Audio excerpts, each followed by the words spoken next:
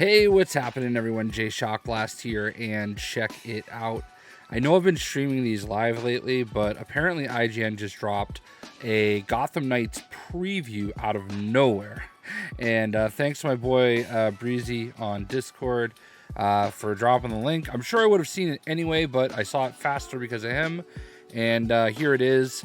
I'm just going to live react to it, and I will go back after and do some of the analyzing that I've done in the past. I don't have my headphones on, so hopefully I don't get double audio, but let's just go ahead and do this thing, all right? Again, would have preferred to do it live, but it is what it is. To watch the show, Red Hood. All right.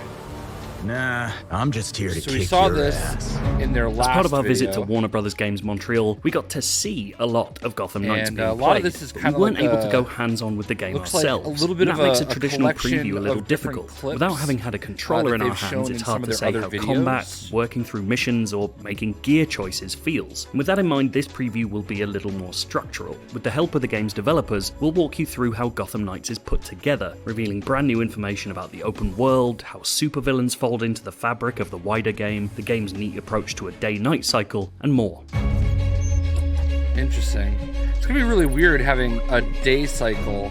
As we've in spoken Gotham. about previously this month, Gotham Knights' world is aiming to feel like a real city, with centuries of history behind it. Part and parcel with that is how truly open it is. The developers ensured that almost the entirety of their Gotham is open from the very beginning, with nice. each of its 5 boroughs offering different traversal opportunities, different threats, different activities, and different characters. But the team also wanted to create the sense of a city reacting to the presence of new vigilantes hitting the streets. I would say we start off the game in I think this is something that a lot of people have been concerned about, was the actual size of everything. Citizens don't like But this it. is a And really big looking over Gotham. time, the tone evolves because you identify Obviously, some of major these threats clips to we've the already city, seen. This is find Harley, out to a certain extent her what's going intro. on beneath the surface in Gotham, and you gradually build the confidence of the citizens. Of course, some will always be on your side, and a group of citizens called the Watch act as an informant network for the Knights, offering up missions that will help stitch their parts of the city back together, all of which will see you head out into the darkness to help bring some light back to Gotham. As it turns out, Dark Knights in training like to come out during, well, Dark Nights. Key to Gotham Knights is that it's not a game with a shifting, continuous day-night cycle. Rather, the entire game is set over consecutive nights, with new crimes emerging every evening and villain storylines progressing alongside your work to stop them. The only time you'll see daylight in the main game is inside the Knights' headquarters, the Belfry, where you'll plan for what to do after the next sunset. Gotcha. Well, this is the disadvantage. The central if loop there's an of awkward the game cut, experience in Gotham Knights is what we call There's a our Belfry. non-skippable ad. When you exit the Belfry, it's always nighttime. You don't have to worry about when the sun's going to come up. But in the course of that night, there are going to be some crimes and other activities that are happening in the streets of Gotham that are premeditated. They were predetermined by whoever was going to commit them, the day before. When you complete a night of crime fighting, and it's up to the player to decide when they're done, but it could be a case of them saying, well, I think I've hit most of the major crimes I needed to, or it could be the case of them saying, I learned what I needed to learn and now I need to go back to the Belfry to advance the story, for example. Then you return to Belfry and now it's daytime. Crimes in Gotham Knights come in many forms. They can range from procedurally generated muggings right up to entire gangs running complex operations, and the more you foil, the more you'll learn about crimes to come. We wanted this concept of information scarcity, so you need to find stuff out about the city night after night. I like You it. already have a kind of activity queue that you can be tracking and deciding, okay, I think that's going to be more important for me to take on. Maybe this is more interesting to me because it maps better to one of the challenges that I'm trying to complete. Or maybe this has direct impact on me finding that next chapter in the larger mystery, right? So there's a lot of different reasons why a player might choose to go after one particular crime or another. Unlike the game's checkpointed story missions, if you fail a crime, there's no opportunity to replay that exact situation again. It's all part of the superhero learning process. Once you end a night, crimes are reset. That night is over. The crimes that you didn't solve continued unabated, and now you're in a situation where you can look at what's coming up for the next night. So maybe you've collected enough clues that you're going to know in advance. Oh, there's going to be a heist at the bank, or there's going to be an armored car robbery, or someone's going to try to break somebody out of prison. You know, in addition to that, there's a bunch of things you don't know about, right? There's all of the other crimes that haven't been revealed, and you can find out about them through patrolling. It's a system designed to keep offering new ideas without feeling inauthentic to how a real city might work. But of course, in a comic book city, not all crimes are created equal. Sometimes in your nightly patrols, you'll stumble across information that points to a much bigger, more recognizable threat. Did you miss me? We were shown precisely nothing of the game's main story campaign after its tutorial. The team clearly wants to keep its take on the beloved Court of Owls storyline as clandestine as the group itself. But the game's villain storylines aren't necessarily a part of that darker conspiracy. Like any good comic book world, multiple supervillains are running riot across Gotham simultaneously, each with their own agendas. In Gotham Knights, that means that supervillain arcs are optional side stories taking place over multiple nights and made part of the open world itself, not just story dungeons. As you learn more about the villains taking on specific missions along the way, your Belfry evidence board will begin to grow, connecting clues to evidence and eventually letting you trigger what the team calls a villain night. You know, when we talk about villain nights, we sometimes refer to them as epic villain crime, and it's because we always wanted the villains to be menacing Gotham City. We didn't want it to be a case of, oh, I'm going to go into this sort of bubble dungeon universe and Gotham somewhere else, and I'm just engaging with them here. And sometimes that means we do some fundamentally, big changes, right? We like encase Elliott Center in ice. In the case of, one of the later missions in the Harley Quinn arc, Gotham City Hospital is going to be, invaded and is going to be thrown into chaos. While it's very possible that these optional arcs could illuminate the main storyline somehow, the impression we got is that these standalone villains are there to enrich the sense of Gotham as a true comic book city with multiple threats to stave off at one time. And that applies to the town's gangs as well. As we've talked about before, Gotham Knights factions aren't just goons for a supervillain, although they certainly can be. Instead, they populate the city themselves, causing various flavors of mayhem depending on their affiliation. So far, we've seen the freaks and the regulators, and some of our footage has made mention of Red Hood's hatred for the mob. Hey, look, but I'm sure once we get our hands on the game, this feeling of criminal elements spreading across the city is intended to get across the endlessness of the superhero's job. You're not able to wipe out a faction from the map, you're simply stymieing their work. You can clean Gotham of crime for a night, but you can never stop it. Even Batman wasn't capable of that, and neither are you. Practically, that means there will always be crimes to fight and combat to be had, but factions also provide another service. Each one is tied to specific gear, crafting materials, and other unlocks, which you'll use to beef up your heroes. Yeah, that makes sense. We've covered Gotham Knights' many superhero suits previously, but that was very much from the cosmetic angle. From a more gameplay-driven angle, players will be able to craft gear that alters their hero's armor, melee, and ranged items, offering stat boosts and elemental damage changes. Crafting that gear comes down to two things: having the blueprint and the materials to make it. All of the gear is created through crafting. There are flavors of gear, and it applies in slightly different ways to suits and melee weapons and ranged weapons, but what they kind of have in common is this focus on these elemental damage types. Cryogenic, freezing damage, thermal damage, electrical damage, poison, use cryo, stuff, these kinds of things. And those interactions should become doubly interesting by introducing another player into the world. From day one, the Gotham Knights team has made clear that its take on two-player co-op is completely untethered, meaning one player can theoretically explore another's world without ever having to meet them. Anytime you're playing in Gotham City as opposed to inside a story dungeon as part of one of the beats of the main mystery of the storyline, you're untethered. It also provides the most organic kind of superhero meetup opportunity where you think your buddy is with you and then he disappears for a while because he got distracted by something and you found a collectible. And then a second later you look up on a rooftop and a Batarang comes out of nowhere and here's Batgirl and she's here to help you stop a crime. Of course, this could throw up issues of how progression works for players and how players at different parts of the story can interact. The solution is elegantly unfussy. Characters of different levels will scale so that they somewhat match, enemies will also scale to the player's levels, and most importantly, progression matters to the host and the guest. When you're in Gotham, the host is their story, but 100% of your hero progression is your own. And then once you return to your own Gotham, time essentially restarts in your own story. If you completed a major story beat, a villain arc, dungeon against the Court of Owls while playing with a friend, when you get to that part in your own story, the game will ask you, do you want to play it again? Or do you want to just kind of say, you did this part in some other universe and we'll just fast forward you through it?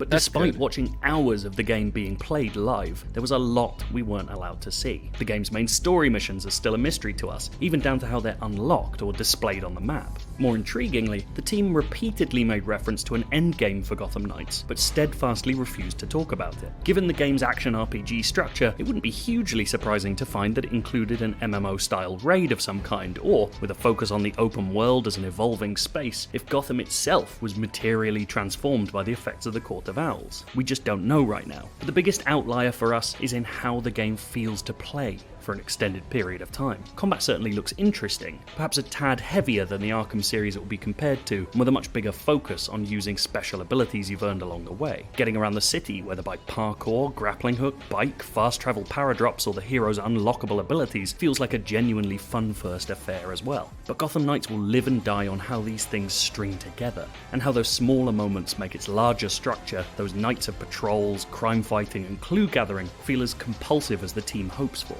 There's no doubting the enthusiasm and belief at the studio, but this game will be made by how it feels once it's finally allowed to be in our hands. This marks the end of our month of IGN First content. I know there's a lot of if you me want to just go kind of all the sitting way here back and to the listening, start, but we've got there's really 16 not minutes of the a whole opening lot gameplay more from the you game. can- We've also you got a can big do. feature on how the team made a I would brand new say version that of the Gotham game City. sounds phenomenal. I'm going to rewind it a little bit and turn the volume down. Here's what I'll say, okay? Not really a lot of new gameplay here, but there's a lot of information to kind of digest.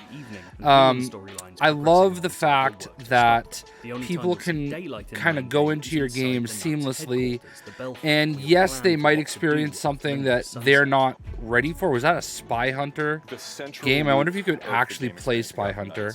Anyway, I feel as though that's awesome, and that's something that you kind of worry about. But in a game like Borderlands, that was something that you could do. You could jump into your friend's game; they might be ahead of you. You complete a chapter and you go back to your game. And once you get to it, it gives you the option to fast forward through it. Obviously, you just play through it again because you could hopefully get more XP and gear. The only thing that I take from this that concerns me is the Knights, okay?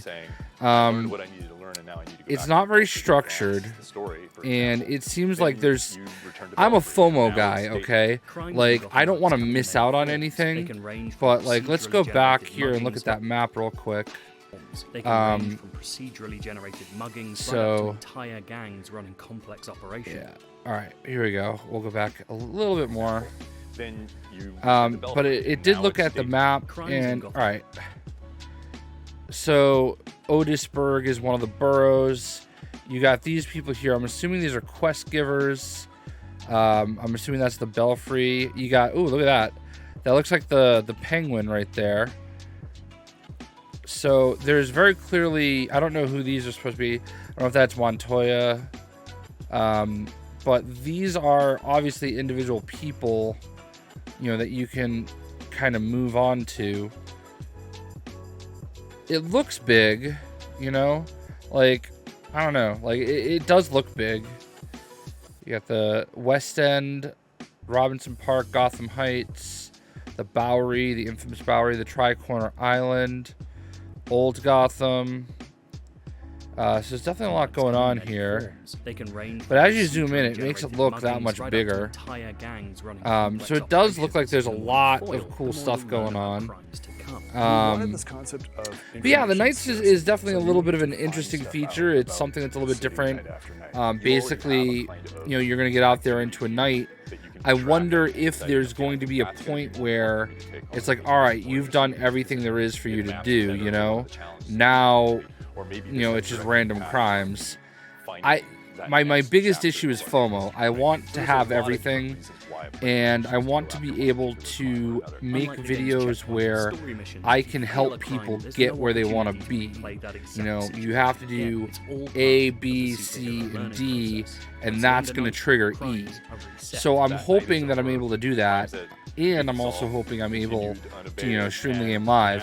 I think what I'm going to end up doing is having a playthrough where I record, on like Xbox and a playthrough where I stream on, say, PlayStation. Something to that effect, because, you know, essentially, I don't want to miss anything. You know, I want to be able to cut up my content, and hopefully we'll be able to do that. So it's a very interesting concept. You know what I mean? It's also interesting that everything's kind of open and unlocked from the start. Everything seems to scale to whatever level you are at that moment in time. So I'm curious to see, you know, can I go to an area? Are there areas that are like, even though it's open, it's like 20 levels ahead of you, so you really shouldn't go there? But yeah, not a lot of new gameplay, but definitely good information. So one of the things I generally hate about doing reaction videos is a lot of times you gotta listen. So there's just a lot of me going, oh, yeah, okay, all right. I'm kind of glad they didn't show a lot of new stuff, because we're so close, guys. The 21st of October, we are literally 51 days away, and I can't wait. So that's like, what, 6 weeks? A little over 6 weeks. And it looks fantastic. So I hope you guys enjoyed the video. I don't really know that there's a whole lot more I can offer. It really comes down to, you know, we're going to do some crafting stuff to get better gear that does better things. You just use cryo. Maybe that joke's going to continue forever. It does seem like there's gonna be lots of villains going on. Well, it's very possible that these in the world. I really like and appreciate the way that they're going about it, because, like, look, this is Gotham. It's not structured to a story. It's all this stuff is going on around you, and it just exists, you know. And even Batman couldn't get rid of all the crime, so why should you be able to do it in a video game? I'm interested to see about, like, what the collectible situation is. You know, we've always had Riddler trophies in the past. There's going to be something like that. Yeah, and I love the way that you could, like, it looked like you could just seamlessly trade out of characters in the middle of the game. I was curious to see how they were going to handle, you know, the day and night thing when they started talking about it. But it seems as like Gotham is only available during the day when you're in the Belfry, or in, like, cutscenes and stuff like that. So it makes sense, though, because, you know, a game like this in a world like this should be a little bleak and eternally dark. That's kind of what you think of when you think of Batman. So yeah, man. I'm really looking forward to figuring out how you do all these things. My goal for this game is to show you how to unlock stuff, how to find stuff, how to do stuff, and show you all the conversations that you can have. I'm going to go hard on this game because I love all the Arkham games. And this isn't an Arkham game, but what do you guys think of what they had to say? I hope you're able to hear it well enough. But for now, thank you guys for watching. We'll see ya.